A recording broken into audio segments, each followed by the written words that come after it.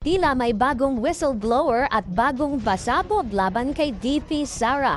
Ang revelasyon, suportado umano ng mga pogo at drug lord ang political campaign ng DC. Narito ang exclusive agenda report ni Dexter Ganide ng Abante. Submitted na sa Taguig Regional Trial Court ang notarized na 5 pages sworn affidavit ni Ramil Lagunoy Madriaga na nagpakilalang dating intel officer ng dating Pangulong Rodrigo Duterte at ni nooy Davao City Mayor Sara Duterte. Sa affidavit, idinitalye kung kani-kanino napunta ang confidential fund ni VP Sara noong 2022 na isa sa naging ground ng isinampang impeachment case noong nakaraang taon. Meron siyang kwento dito sa affidavit niya na yung pera inabot sa kanya doon sa area na sa Ultra Pasig sometime December 2022. Minsan nagatid din siya sa parking ng ombudsman. Tapos somewhere sa Laguna sa isang mayor. Pero hindi niya na-meet yung mayor, of course, no? Tapos sinatid niya rin sa isang comedy bar na kung saan pagmamayari or madalas na katambay yung mga classmates sa College of Law ni VP Sara. So siya yung delivery person. Bagman na matatawag natin. Nakasaad sa notaryadong sinumpang salaysay, 4 na duffel bag na bawat isa ay naglalaman ng 33 hanggang 35 million pesos.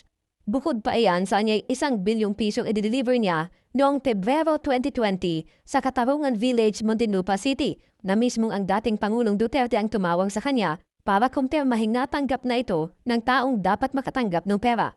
Una raw siyang pinakilala sa mga Duterte noong 2016 campaign period at nang manalo ay itinalaga siya bilang counterintelligence agent sa National Security Council at tumutok sa Oplan Double Barrel. 2018, nagpinakilala siya kay nooy Davao City Mayor Sara Duterte para magbigay ng mga intel report sa kandidatura nito sa pagkapangulo. Inatasan din daw siya ng Vice Presidente para itatag ang Inday Sara Duterte is my president o Isip Pilipinas. Gamit umano ang pondo mula sa pogo at drug dealers.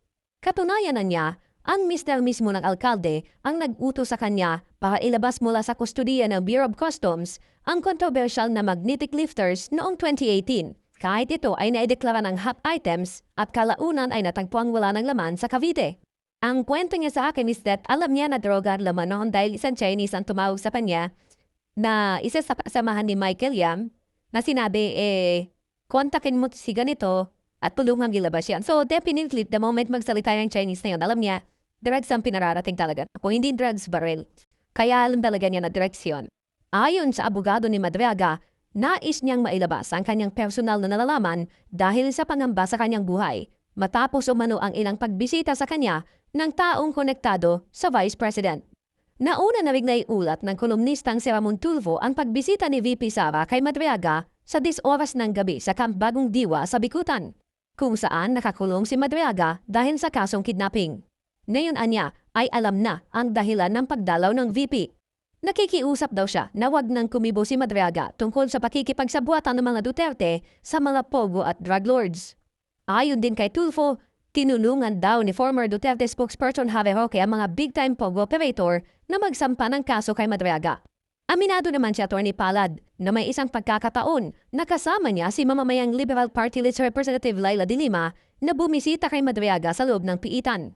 Nito lang December 8 ay sinabi ni de Lima na hindi pa sarado ang issues of accountability ng Vice President, kaugnay ng napaulat na muling pagsasampa ng impeachment complaint kapag napasuna ang 1-year bar rule sa Pebrero. Binigyan natin ng electronic copy ng affidavit ni Madriaga ang Office of the Vice President kahapon para sa komento ni VP Sara.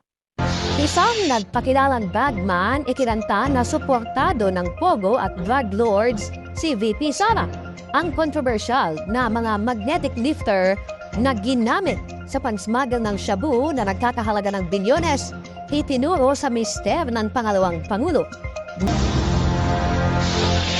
Hawak ngayon ng Abante at Billionaire News Channel ang kopya ng 5 pahinang notaryadong sinumpaan salaysay ng isang Ramil Lagunoy Madriaga. Matapos kong matunto ng abogado ni Madriaga, nauna lang binanggit na naging abogado rin siya ni Kerwin Espinosa. Sa eksklusibong panayam, sinabi ni Attorney Raymond Palad na nag-reach out sa kanya si Madriaga matapos makaramdam ng panambari kasunod ng ilang beses na umanong pagbisita sa kanya ng mga taong konektado kay Vice President Sara Duterte.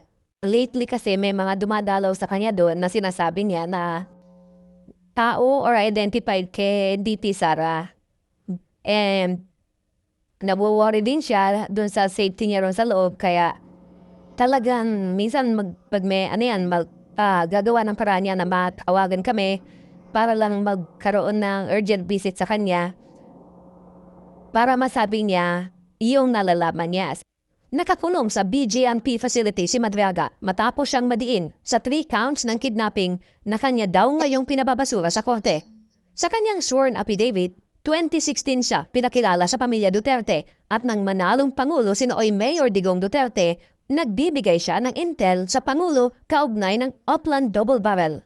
Dati na raw siyang nagtrabaho bilang intel officer sa Finance Department, National Security Council, ISAF at sa PSG. 2018 nang direkta siyang nagtrabaho kay Mayor Sara para magbigay ng intel reports para sa dapat ay presidential campaign ng Mayora mula 2021 hanggang 2022. Batayan niya sa utos ni Nooy Davao City Mayor Sara Duterte bilang national convener, itinatag niya ang Inday Sara Duterte is my president at ang pondo na ginagamit o nilang pondo noon ay pera mula sa mga pogo operator at drug dealer. Kasama rin sa naponduhan ang ibang support group para sa kandidatura ni Mayor Sara.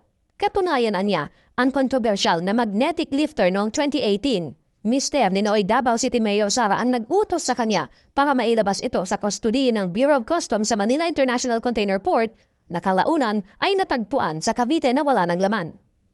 Sa kwento niya sa akin talaga lang, wala naman daw talaga malamin taguwat pa din biktima lang siya dapat ang maglalabas noon. Dahil labas pa daw siya sa custom pero dahil hot item hindi niya nilabas at nireport na lang niya doon sa nagutos sa kanya na hot item sir, may nakamata na dyan, so dinaan na lang sa, ang term niya is pinera na lang, kaya nilabas yung magnetic lifter. Nang manalo si Sara bilang Vice President, inatasan daw siyang bumuo ng Vice Presidential Security and Protection Group para sa seguridad at intelligence work ni VP Sara.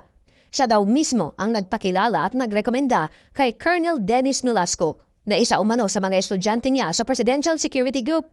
At si Nolasco naman ang kumuha ng serbisyo ni Nooy Colonel Raymond Dante La Chica para pamunuan ang Vice Presidential Security and Protection Group. Naging katabaho niya umano sila Nolasco at La Chica para mag-transport ng malalaking halaga ng pera sa iba't ibang tao, batay na rin umano sa utos ni VP Sara. Isang duffel bag umano na puno ng pera ang dineliver sa isang comedy bar na pag-aari at binibisita ng mga alumni ng San Sebastian College of Law na nasa Timog Avenue sa Quezon City. Mayroon din umano siyang dineliver na duffel bag na naglalaman din ng 33 hanggang 35 million pesos sa Cabuyao, Laguna na laan para sa isang mayor. Nasa 80 million pesos naman ang idineliver niya sa parking lot ng malaking mall sa Mandaluyong kung saan kaparehong paan ang ginawa niya sa ombudsman na iiwan ang sasakyan na naglalaman ng pera at iniwan ang susi ng kotse sa ibabaw ng kaliwang unahang gulong. Kalaunan niya ay nakita niya na lang na minamaneho ng asawa ng isang ombudsman prosecutor na kaklase umano ni VP Sara sa law school ang kaparehong sasakyang kanyang iniwan. Pebrero noong 2020 niya, ang pinakamalaking delivery niya ng pera na umabot ng 1 bilyong piso dulan ng Super Grandia na kanyang kinuha sa parking lot ng fast food chain sa Kamuning, Quezon City. At idineliver ang sasakyan sa Katarungan Village sa Muntinlupa City na kinuha ng 2 lalaking nakabandoon ang dala niyang Grandia.